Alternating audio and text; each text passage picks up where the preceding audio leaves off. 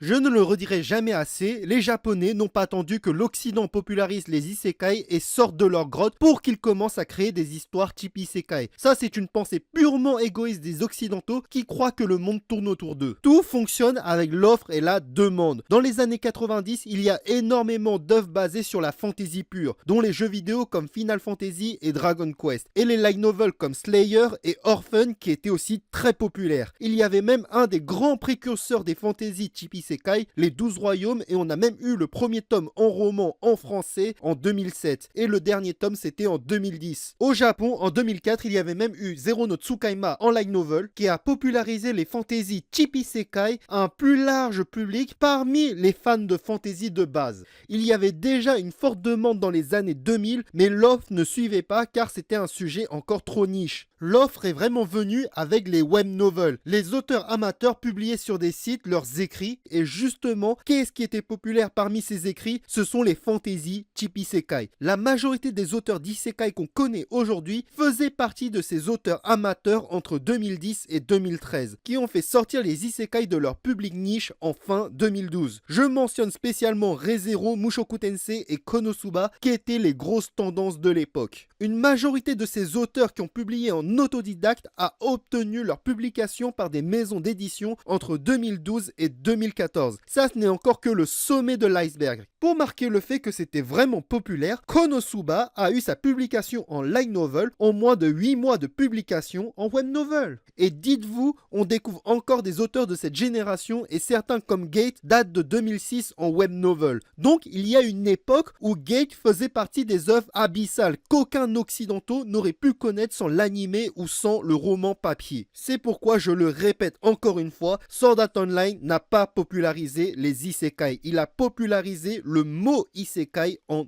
Occident.